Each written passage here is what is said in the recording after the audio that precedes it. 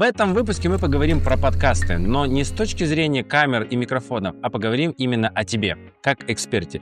Что такое подкаст, для чего он нужен именно тебе, то есть как эксперту, как человеку, который занимается той или иной деятельностью. Ну, к примеру, ты психолог, дизайнер, педагог.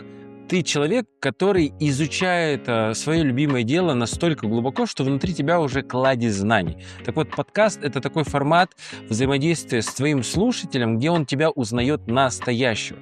Не секрет, что сейчас именно работает бренд. У нас сейчас очень много похожих форматов, похожих продуктов, и поэтому сейчас человек идет именно за человеком. А подкаст, он помогает раскрыть тебя очень глубоко. Об этом я хотел бы поговорить детально. В каждом блоке мы будем разбирать именно, почему важно записать подкаст для себя и каким образом он может быть тебе полезен. С тобой Владислав Мозгарин. Оставайся, и мы будем разбирать, что же такое подкаст, для чего он мне нужен и каким образом я могу его использовать в своей деятельности. Ну и первое, о чем я бы поговорил, зачем вообще приходить на подкаст. Что такое подкаст? Мы очень сильно сейчас видим, как развивается сфера контента, короткого контента, быстрого контента. Люди сидят, скроллят ленты, шортсы, рилсы, и таким образом они потребляют короткий контент. Но через этот короткий контент, увы и ах, мы не можем донести всю глубину экспертности себя. Поэтому подкасты пришли как раз именно для этого. То есть они помогают мне понять, кто я на самом деле. Потому что часто с чем я начал сталкиваться, с тем, что большинство экспертов, которые приходят ко мне в гости на выпуск, они сами не понимают, кто они. И вот в момент, когда мы готовимся к подкасту, готовимся к этому выпуску, мы определяем темы, жизненные темы, а чем он может быть полезен, каким образом он может донести ключевые ценности до зрителя.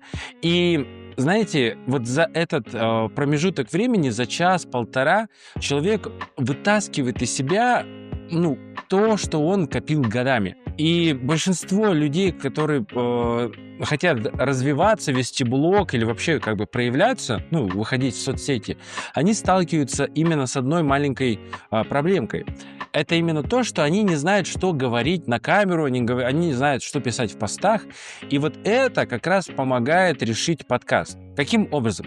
Ведь прийти на подкаст — это не просто поболтать, это как раз исследование себя. Перед тем, как мы записываем целый выпуск, я провожу целое исследование. А за моими плечами больше 6 лет работы с людьми в формате коучинга, психологии. Поэтому за этот промежуток времени я вытаскиваю из человека все самое важное. То есть в чем он силен.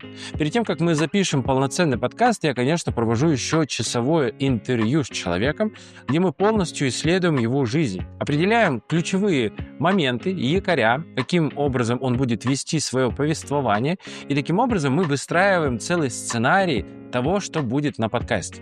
А это значит, что за время часового спича человек может выдать такую большую базу знаний именно себя, что он сам в конце этого выпуска бывает в шоке.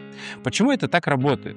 Потому что во время подкаста я задаю определенный важный вопрос. Но даже сейчас, вот я с тобой разговариваю через камеру, и в этот момент передо мной нет другого человека. Мне чуть-чуть сложнее, чем если бы здесь сидел со мной человек. Почему? Потому что мой мозг, он не видит почву для разгона, то есть он не понимает, о чем я хочу разговаривать. И мне приходится конвертировать, вытаскивать из себя информацию и выдавать. Я уже просто много лет этим занимаюсь, поэтому мне, может быть, даже где-то проще прямо сейчас на ходу выдавать, генерировать и воспроизводить собственные мысли. Но не все люди способны к этому навыку. Поэтому в этот момент я являюсь человеком, который проводит гостя через его экспертность. То есть я готовлюсь к выпуску и подготавливаю именно вопросы, связанные с его деятельностью. То есть во время интервью мы полностью прописываем скелет, а что же будет на этом подкасте. Так вот в этот момент я, конечно, начинаю ему задавать очень важный вопрос. Бывает и магия. Бывает, что во время подкаста человек начинает выдавать ту информацию, которую, конечно, мы не могли знать, что она будет. Почему так работает? Потому что наш мозг, он такой многогранный, он как нейросеть. И в какой момент какая информация подгрузится, мы не знаем. Это зависит от информации, которая будет выдана через меня, через ведущего. То есть, когда я задаю вопрос, человек активирует определенные зоны мозга, свою экспертность. В этот момент он выдает наизолотейшую информацию. Так вот, за время подкаста мы проходим по всем его зонам компетенции. И он получает такой большой кладезь информации, что человек потом может четко понимать, кто перед ним. Потому что, еще раз повторю, бренд на сегодняшний день является самым сильным инструментом для продвижения. Отсюда следует, что подкаст является инструментом знакомства тебя с твоим зрителем, с твоим клиентом. Потому что мы сейчас все-таки живем в век информации, очень сильно много ее стало, и мы не понимаем, кому можно доверять, кому можно не доверять. И через вот подкаст мы становимся ближе друг к другу. Ну вот как будто бы ты наблюдаешь за какой-то звездой, она тебе симпатизирует, ты смотришь, у тебя появляется какая-то история по поводу этого человека, и ты к нему привязываешься тем или иным способом. Так вот, подкаст, он тоже позволяет твоему клиенту, твоему зрителю с тобой соединиться и стать теплым клиентом, да, если говорить языком маркетинга. Так еще раз, зачем же все-таки приходить на подкаст? Подкаст позволяет познакомиться с твоим зрителем, то есть с твоим клиентом. Он становится более лояльным, теплым, и таким образом у вас возникает связь. Еще важно, ты узнаешь себя настоящего. Поэтому подкаст позволяет узнать себя с новых сторон. А что происходит с человеком на подкасте? Давай вот как раз поговорим о тебе как о госте. Потому что помимо того, что ты задумываешься, как снять подкаст, очень часто гость, он на самом деле сам переживает. Он боится проявляться через камеру, потому что вот прямо сейчас стоит 3 камеры, и каждая из них записывает меня. В этот момент мой мозг начинает, блокировать. Он начинает думать, как мне нужно выглядеть в этот момент, что про меня подумают, что про меня скажут и так далее. Много страхов начинает активироваться. Поэтому, так вот, подкаст именно для тебя, как для гостя, является еще новой ступенькой роста тебя. То есть растет твое мышление, ты переходишь на новый уровень, получаешь новый опыт проявления через камеру, да, то есть как будто бы я сейчас нахожусь в студии телевизионной. Очень часто, кстати, люди, которые, находятся в студии, они себя ведут немножко по-другому. Почему? Потому что когда не включены камеры, когда за нами никто не наблюдает, мы можем вести себя как угодно, потому что за это нас не спросят. А когда включается камера, это как будто вот когда в комнату заходит либо родитель, либо воспитатель, мы начинаем сразу собираться и думать, а как мне сейчас себя вести, что мне говорить. Поэтому подкаст, он еще позволяет себя научить проявляться независимо от того, кто за тобой наблюдает. Помимо того, подкаст также дает возможность посмотреть себя с другой стороны. Потому что, опять же, короткий контент — это совершенно другая форма взаимодействия с клиентом. Это тот момент, когда я там, опять же, не настоящий. Здесь, в момент разговора на подкасте, мы все-таки в какой-то момент, давайте честно, расслабляемся. Потому что мозг через минут 10-15 вообще забывает, что вокруг него что-то сейчас вот прямо находится, куча техники, и он просто становится, как будто вот мы сидим на кухне и болтаем. Поэтому я, как ведущий, позволяю тебе получить именно такую некую форму взаимодействия с собой через настоящность. И вот гости, которые ко мне приходили, они после записи, особенно после того, когда посмотрели свой выпуск, они кайфуют. Они говорят, слушай, я увидел себя совершенно с новой стороны. Кайфово. Конечно, также можно на подкасте узнать, какие у тебя есть слова-паразиты, да, там... Я, когда первый раз свой подкаст записывал, я вообще слушать его не мог. Там были... Это было ужасно. Но на сегодняшний день я уже переслушал столько раз себя, что я начал четко понимать, что я говорю. То есть моя речь стала другая. И это тоже, кстати, один из больших плюсов как для эксперта, как для спикера, потому что твоя речь начинает фильтроваться и становится грамотной, богатой. И это тоже дает именно подкаст, потому что я смотрю на себя со стороны и исследую, да, то есть кто я. Так что же происходит с человеком на подкасте? Человек начинает узнавать себя с новой стороны. Он учится говорить по-другому. Также он получает такой опыт, что ему в следующий раз в публичных выступлениях человеку это дает уверенность. Вообще подкаст — это формат, который тебе показывает, что тебя слушают, тебя любят, и твои мысли очень сильно влияют на других. Поэтому не бойся позволить себе быть гостем на следующем выпуске подкаста. Большинство экспертов, кто хочет проявляться через соцсети, сталкивается с очень важной проблемой. Я не знаю, о чем говорить. Так вот, подкаст — это формат, который позволяет тебе расшифровать всю твою экспертность, потому что за время часа-полутора ты выдаешь такую базу своих знаний, что потом это же можно использовать в своих же соцсетях. Клиенты, которые ко мне приходят, они после подкаста получают целую выжимку тех тем, которые он осветил на этом подкасте. А это позволяет использовать это все в соцсетях. У тебя появляются сразу триггерные заголовки, у тебя появляются темы для постов, у тебя появляются даже темы для съемки Reels, у тебя появляется понимание, как можно создать сторителлинг. Поэтому подкаст — это настолько классный контент, который просто упаковывает тебя на 2 месяца ведения твоих же соцсетей. Опять же, представь, как ты можешь использовать подкаст, потому что сейчас есть эра нейросетей, и она позволяет ровно твой разговорный стиль речи перевести в такой кладезь контента, что ты потом отдаешь своему монтажеру, отдаешь своему человеку, который ведет твои соцсети, и он такой: вау, нифига себе, 2 месяца, можно спокойно не париться, контент-план готов, погнали, давайте записывать.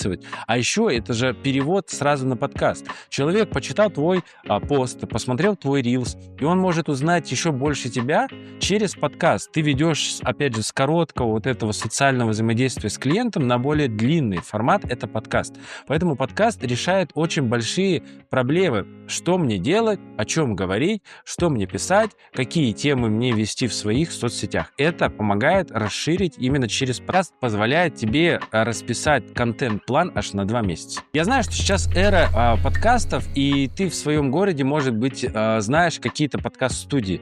Но есть города, в которых, к примеру, сфера подкастов пока не развита. Понятное дело, что в столице, в Москве, в Питере сейчас на каждом шагу есть студия подкаст. Но я нахожусь в городе Иркутске, и здесь у нас это развито менее активно.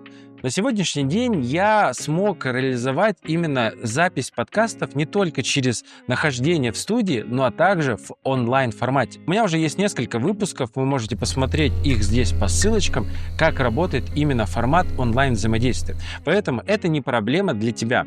Если тебе откликается мой подход, моя энергия, мой посыл, ты можешь быть моим гостем на моем подкасте не только в моей студии, но также быть в онлайн-формате. Об этом мы разговариваем отдельно, то есть я уже прописал, каким образом мы можем с тобой записаться на расстоянии. Это легко, это не так сложно, и это дает возможность с любого уголка мира получить именно вот этот экспертный контент. Может быть, ты сейчас на Бали, может быть, ты сейчас в городе, в котором вообще подкасты не развиваются, но ты настолько сильный эксперт, что хочешь проявиться для своих зрителей, для своих клиентов. Поэтому я тебе в этом могу помочь. Пиши, я тебе подробнее расскажу, каким образом происходит съемка в онлайн-формате, и мы с тобой обязательно снимем подкаст именно с тобой. А офлайн-формат — это формат очень живого взаимодействия.